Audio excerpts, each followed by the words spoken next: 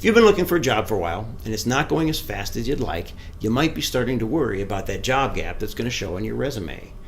What will potential employers think when they see that? And what will you say when they inevitably ask you about it? Well, after more than 20 years in industry myself, I've learned a few things about how employers see these gaps, and in this video, I'm going to tell you an effective way to deal with it. I've also dealt with a couple of them myself in my own career, so if you stick around to the end, I'm going to tell you specifically what I did to deal with one of those job gaps. Hey everybody, Dave Giltner with TurningScience. Today I'm in Chicago because I'm lecturing at Argonne National Labs this week. I've got a really busy travel schedule in the next couple of months, so I decided to take my video production on the road, and that's what you're seeing here. So if you keep watching the next several videos, you're going to see a few new environments. Who knows, maybe you'll see me in your hometown. So if you're watching this video, you probably have a job gap in your resume, and you're worried about how to deal with this. Now, it may have started with a positive event, like you finished a degree, but now it's taken longer than you imagined to find that first job, and you're worried about what that job gap's going to look like. Or it may have started with a negative event. Maybe you lost a job, you got laid off, and now it's taking longer than you imagined to find that next job, and you're really worried that it all just looks negative. Well, if either scenario is you, it's natural to wonder about that job gap and worry about what potential employers will think about it. Will they want to hire you? Might they think that you are unemployable because of that gap? And what are you going to say when they ask you about it? What can you say that actually sounds positive? Well, it turns out a gap in your resume is actually not as bad as a lot of people think, but it is really important how you deal with it, and that's what I want to talk about in this video. Now, I have 4 specific steps for making the best of your job gap, so let's jump right in. So my first point is about your attitude. Don't be the victim. You didn't plan for things to work out this way. I get it, but you have to be the one who's in charge of your career and where it goes. If you can only see this gap as a big negative that you wish you didn't have to deal with, it's going to show in your attitude, and that's going to impact your ability to get a job. Look, a victim loses every single time. Don't be one. You decide that you are going to make this work somehow in your favor. Now, this is more of an attitude than a prediction, but you have to have the right attitude if you want things to work out the way you want. Second, I want you to go a step further and embrace the job gap. Embrace this challenge. Own it. Don't try to hide it. Don't try to run away from it. Don't hope that nobody asks about it. That will not work. Anytime you try to hide something, it's going to come back and bite you. You won't be as strong and confident as you need to be to pull this off. Own it and move forward with full integrity. Now that you've decided you are in charge of your career direction, you can decide that this gap will be a positive thing in your life and a positive thing in your career. Tell the story on your own terms. Don't leave it to other people to connect the dots based on what they see in your resume. You tell the story that you know to be true. Third, identify all those things of value you've been spending your time on during this time off. And write it down. Don't just think about it. Make a list, because what we're going to do is put together some stories about how productive you've been during your job gap, and write it all down. Anything related to work, to family, to travel, to fitness, to new experiences, volunteer time, anything like that is important. It doesn't have to be just work-related things. Look, employers don't want to hire machines. They want to hire well-rounded human beings, people who take time off now and then, who have other interests and other responsibilities. So write it all down and tell stories about how productive you've been with this time during your job gap. Now, what employers don't want to hire is people who are lazy or have no direction. So if you haven't done anything during this time except send out resumes looking for a new job, yeah, that's going to be a problem. But I'm guessing if you dig deep enough, you've done some things that are actually pretty productive with your time. 4, reframe this job gap as a positive experience. Look back over all that stuff you wrote down in the last step and come up with some stories that show just how productive you've actually been, what you've actually done with your time. Just because you didn't plan for everything to work out this way doesn't mean you can't reframe it as a positive step forward in your life or in your career. Doesn't mean you didn't learn something new or grow in some really important way. And this isn't about making things up or lying to yourself either. It's about focusing on the positive things you did during the time while you were looking for the right job opportunity. Did you meet lots of new people and expand your network into some valuable new directions? Maybe you're actually changing career directions with this move, and so you took the time to network in some important new areas, to learn about this new field, to make sure you were making a good decision and not just taking the first thing that came along. Maybe you learned some new skills, either through formal training or just learning on your own. Maybe you did some volunteer work and helped a cause you really believe in. Maybe you started a fitness program and finally achieved a goal you had set long ago but never had time to accomplish, like running a half marathon or climbing a mountain. Maybe you decided to focus on some big home improvement project that you never had time for and now seemed like the right time to do it. Maybe you tried something completely new, something that had been on your bucket list for years, and you finally got the time to do it. Heck, if you tell this story with enough excitement, you might just make the interviewer who decided to ask about your job gap envious of you. How about that? Look, you don't have to tell some kind of amazing story. You just have to tell some stories that show you were productive with your time, that you weren't spending all your time sending out resumes looking for a job. And that's the kind of attitude that employers want to hire. People that know how to turn a problem into progress. They don't expect everything to go perfectly in your life or in your career. They do expect an attitude of replanning and recovering when you run into a problem. And if they see you reframing your job gap in this positive way, they will know this is the kind of person you are.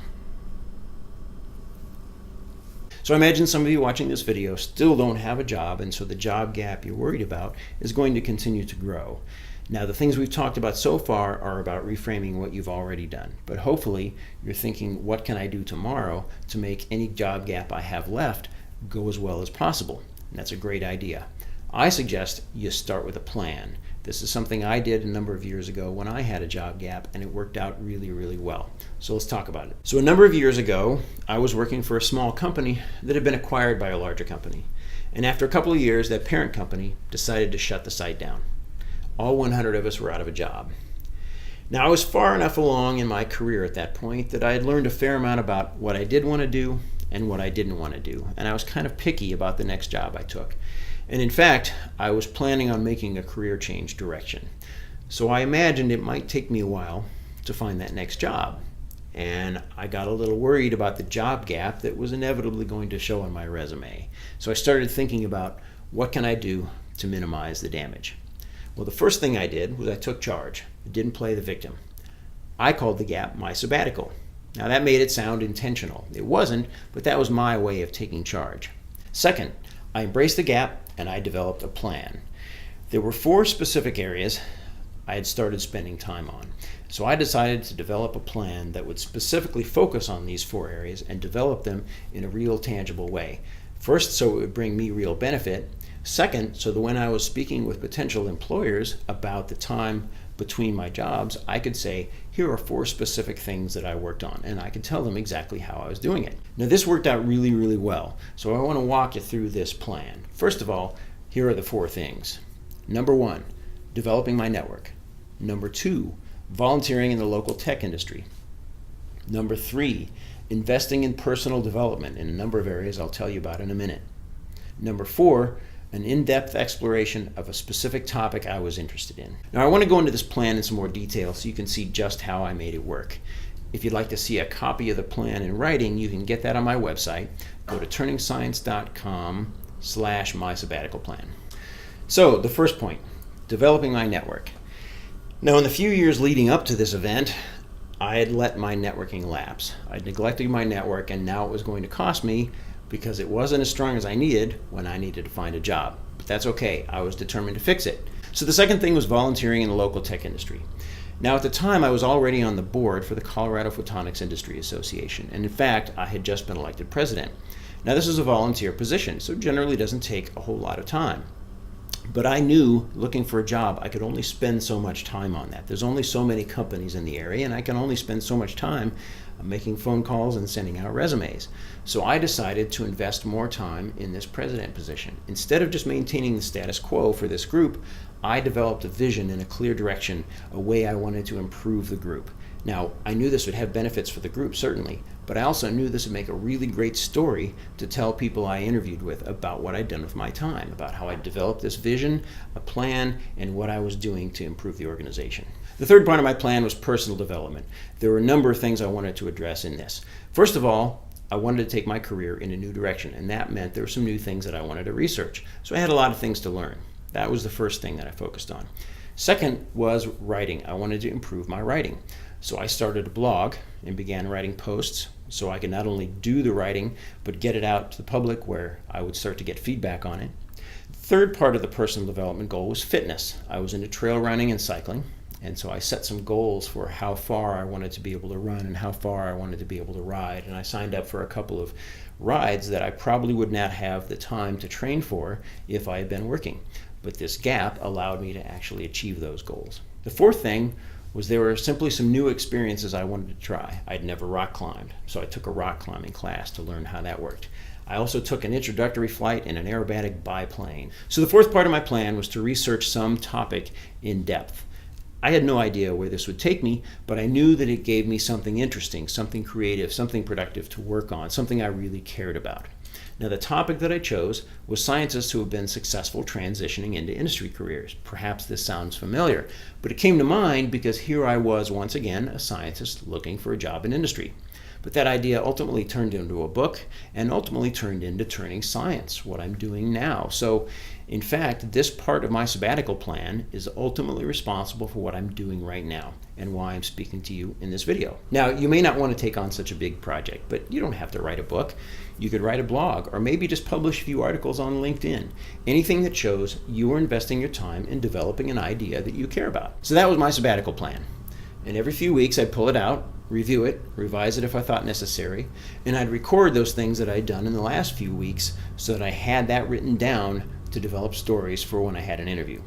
But it all gave great information to build into stories for when I'd have an interview, because people did ask about the gap. It was a common question. What have you been doing in the time since your last job? And it was great to be able to pull out this plan and say, here's specifically what I've been doing to develop myself while I'm looking for the right opportunity. It really seemed to impress people that I had taken that kind of initiative and showed that kind of direction. Do you know the aspect of that plan that seemed to impress people the most and interest people the most? The research project, the thing that ultimately turned into my book.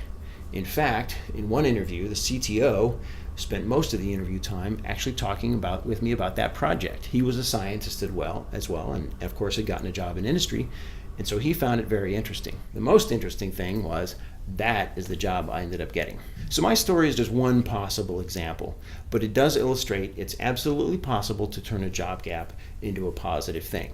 Now, it was almost a year by the time I finally found the job that I wanted. But by embracing it, by developing this plan and telling great stories about how I productively used my time, I was able to draw interviewers in rather than repel them from me. And I wasn't making anything up. I wasn't lying. I wasn't even exaggerating. When they asked, I could convincingly say, this is what I'm doing with my time to be productive. And it worked. You can do it too. So in this video today, I've been talking about how do you turn a job gap into a positive thing in an interview situation. But if you're coming out of university, if you only have academic research experience, then in addition to this job gap, you might be worried about something else. You might be wondering, how do I describe my academic research experience in a way that engages an industry hiring manager and convinces them I can work in this very different environment? And this is a valid concern. If this is something you're worried about, I suggest you check out the video I've got in the description notes below this video. It's called 5+1 Ways to Impress an Interviewer. Now, this is part of our Turning Science Academy program, so we don't have the video here on YouTube, but if you click the link and drop your email, you'll get it for free. I suggest you check it out. It's right in the description notes below this video. So that's all I have to say today about how you turn a job gap into a positive. Thanks for watching. If you like this video, please do your fellow job seekers a favor and click the like button so more of them see it. I'd also appreciate it if you'd share this video with any friends or colleagues who you think could benefit from it. You can really make somebody's day. And if you'd like to get more of these videos yourself, please click that subscribe button and ring that notification bell. Post about 2 of these a month to help you design the career you really want. Thanks for watching. Now let's get out there and turn science into things people need.